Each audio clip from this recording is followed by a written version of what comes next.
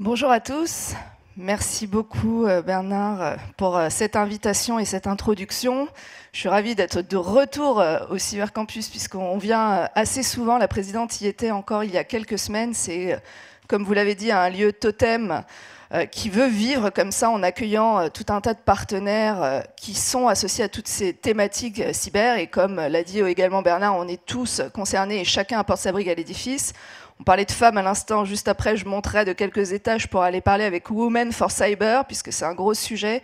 Effectivement, comment on attire davantage de femmes dans ce secteur, dans d'autres aussi, mais celui-ci en particulier. Je suis aussi ravie parce que c'est vous qui faites l'attractivité de la place financière de Paris. Moi, je suis aussi en charge de l'agence d'attractivité de la région qui s'appelle Choose Paris Region. Et dans les arguments qu'on avance pour attirer, par exemple, les entreprises post-Brexit, vous jouez un rôle évidemment fondamental. Et c'est la raison pour laquelle on a réussi d'ailleurs, la France et l'Île-de-France en particulier, à tirer son épingle du jeu post-Brexit en attirant ces emplois par rapport aux autres pays européens avec lesquels on était en compétition et qui ont parfois des systèmes fiscaux, par exemple, un peu plus avantageux. Aujourd'hui, il y a 7000 emplois qui ont été rapatriés post-Brexit en Île-de-France, financiers principalement. Et donc ça renforce notre attractivité. C'est ce qui fait aussi, avec le travail d'Arnaud pendant de nombreuses années à Paris Europlace, que également la Bourse de Paris a détrôné la Bourse de Londres comme première place boursière en Europe tout récemment. Donc merci aussi à vous. Avant que j'oublie également toutes les startups qui sont présentes, juste ayez en tête, parce que c'est pas toujours connu, qu'on a tout un tas de dispositifs, alors Finance Innovation les connaît parfaitement, pour vous aider dans votre croissance, quel que soit votre niveau de développement, quel que soit votre projet. Ça peut être de l'aide à l'embauche, ça peut être de l'aide à de l'investissement matériel, immatériel. Enfin voilà, il y a toute une gamme de dispositifs de la région qui sont là, qui sont faits pour vous. Et peut-être que les entreprises du secteur financier vont peut-être pas assez les chercher. Alors peut-être qu'elles en ont moins besoin, je n'en sais rien, mais en tout cas, je vous le dis, c'est fait pour vous, n'hésitez pas. Alors, un petit mot quand même, évidemment, sur le sujet du jour, sur la cybersécurité, effectivement, qui est un enjeu de plus en plus important. On voit toutes les attaques récentes sur tout un tas d'acteurs, que ce soit des entreprises, des hôpitaux, des collectivités. Enfin, nous, on en souffre à tous les niveaux. Et ici, c'est vraiment un lieu, je ne sais pas si vous le connaissiez avant d'arriver, qui rassemble vraiment tous les acteurs indispensables à la réponse collective que nous devons construire face à ces enjeux cyber présents et à venir. On le sait, ces enjeux, ils se multiplient, ils se diversifient, ils évoluent très vite. On l'a dit avec l'intelligence artificielle, par exemple, je reviens des États-Unis, on en a beaucoup parlé, et ça touche de plus en plus de cibles. Depuis le Covid, la menace, elle s'est industrialisée, elle s'est sophistiquée, elle s'est intensifiée. Il y a plus de la moitié des entreprises françaises qui ont été attaquées en 2021. C'est énorme, avec des conséquences catastrophiques, notamment sur les petites entreprises, puisque 60% des petites entreprises qui sont victimes d'une cyberattaque, elles font faillite dans les 6 mois. Et, alors je ne veux pas trop noircir le tableau, je vais donner des signes d'espoir après, mais les JO qui arrivent ne vont pas arranger les choses. Quand on regarde Tokyo, on voit que le nombre de cyberattaques a littéralement explosé au moment des JO. Enfin, on parle de 4 milliards à peu près de cyberattaques, alors de toute grandeur, on va dire, et d'actes de cybermalveillance qui ont eu lieu. Donc, il faut d'autant plus se préparer. Alors, on n'est pas là pour se lamenter, ni pour tomber dans le défaitisme, bien au contraire. Et donc, nous, ce qu'on doit faire collectivement, et avec les équipes de Finance Innovation, que je voudrais aussi remercier pour l'organisation d'un tel événement, parce que juste un petit mot sur Finance Innovation. Finance Innovation, c'est le seul pôle de compétitivité français du secteur financier. C'est un incontournable, mais vous le savez, vous en êtes déjà convaincus dans l'animation et la structuration de l'écosystème francilien, puisque une grande partie de cet écosystème financier est en Île-de-France. L'écosystème francilien d'innovation des fintech.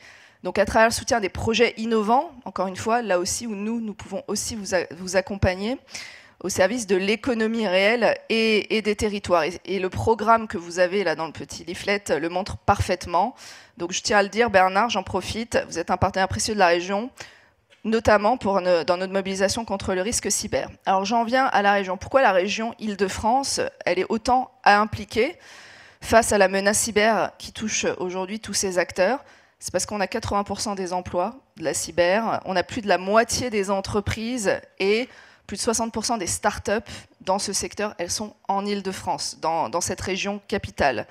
Donc on estime qu'on a, avec Valérie Pécresse, une responsabilité supplémentaire d'agir sur ce sujet et de peut-être être un peu locomotive avec tous nos partenaires, bien évidemment, en soutien à tous ces partenaires. Bernard l'a dit, il en va de la compétitivité et de la souveraineté de notre territoire, également de la protection du patrimoine de nos entreprises, il en va aussi de la création de valeur et de la protection de nos concitoyens. Alors heureusement, on ne s'est pas réveillé en 2023, on a commencé un petit peu avant. Par exemple, on est dans un lieu financé à hauteur de 2 millions d'euros par la région, avec tout un tas d'autres acteurs. C'était important qu'un lieu comme ça, national, existe, rassemblant à la fois la formation, les startups, les grands groupes et tous ceux qui peuvent intervenir dans ce secteur. Et d'ailleurs, quand la présidente est venue il y a quelques semaines ici, elle a annoncé qu'elle allait renforcer, doubler ce soutien au campus cyber grâce à des fonds européens. Et donc, on va aider un consortium de 12 partenaires menés par le campus cyber qui va assurer une protection cyber appuyée auprès d'entreprises franciliennes stratégiques de type PME autour de 4 volets principaux: la sensibilisation, la formation initiale et continue, on sait que ça évolue sans cesse, le développement de services et de solutions adaptées à la menace, et enfin l'accompagnement. En parlant de formation, on sait qu'il va manquer 1 million de talents numériques d'ici 2030. Donc on a là aussi agi, je vous le dis, parce que ça peut être aussi intéressant, vous, dans vos activités au quotidien. On sait tous que les entreprises ont des problèmes de recrutement. On a implanté dans les Yvelines une école qui s'appelle l'école 2600, qui est la première école cyber en alternance de France, qui a été inaugurée en septembre 2021. Et aussi la création dans le Val d'Oise à Argenteuil d'un campus des métiers de qualification sécurité, donc qui existe désormais et dans lequel vous pouvez aussi, avec lequel vous pouvez travailler pour vos futurs recrutements. On a aussi une action, alors je sais que Systématique, je crois, est présent à notre pôle de compétitivité, je les salue. On a soutenu le hub cyber de Systématique, qui là aussi a pour objet de fédérer l'écosystème cyber et security, donc les startups, les PME, les ETI, les académiques, les grands groupes, les institutionnels, les investisseurs, et justement de porter l'excellence sur les enjeux stratégiques du secteur. On va renforcer toutes ces actions. Les menaces évoluent, s'intensifient. Nous, on doit être au rendez-vous et donc continuer à accompagner. Je disais tout à l'heure qu'il y avait des aides au financement des entreprises. On va lancer, on l'a déjà voté et il est en train d'être mis en place, un dispositif qui s'appelle le chèque cyber, alors c'est plus pour les PME, mais je vous le dis, qui finance une partie diagnostique, parce que parfois on ne sait pas trop par où commencer, et aussi après la mise en œuvre, et donc vous pourriez profiter de ces 2 aides pour auditer par exemple vos systèmes IT et ensuite vous équiper.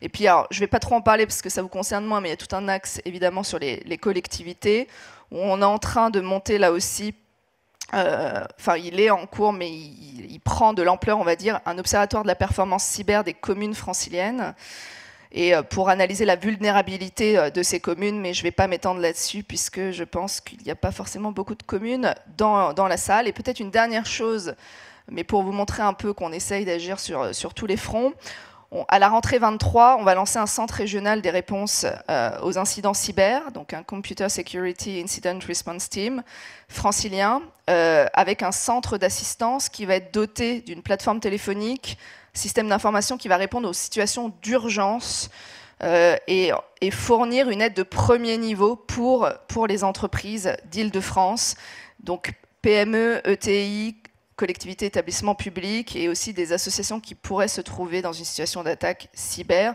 Et donc on va sélectionner l'opérateur de ce centre régional en juin et on sera opérationnel à l'automne. Donc là aussi, vous aurez, je l'espère, une structure qui vous sera utile face à ces enjeux.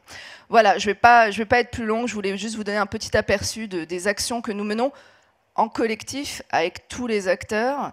On ne peut pas, ça a été dit, on ne peut pas agir seul. Chacun a sa réponse à ces défis. En tout cas, nous, collectivités, avec de l'argent qui n'est pas magique, qui est vos impôts. Nous prenons toute notre part à ce défi majeur et donc en participant à cette sécurisation du tissu d'entreprises denses de notre région, des acteurs privés et publics. Et, vous l'avez compris, on accélère encore plus à la veille de la Coupe du Monde de rugby en septembre et des JOP, Jeux Olympiques et Paralympiques de 2024, qui vont malheureusement multiplier les risques. Donc on est très heureux d'être à vos côtés, aux côtés des acteurs franciliens, et de participer avec notre petite pierre à l'édifice à votre sécurité numérique. En tout cas, je vous souhaite une très belle journée. Le programme a l'air passionnant. Malheureusement, on est en séance à la région. Je ne pourrai pas rester. Mais en tout cas, encore merci à Finance Innovation. Bravo d'avoir rassemblé tant d'acteurs sur ces thématiques essentielles. Et je vous souhaite une très belle journée. Merci beaucoup.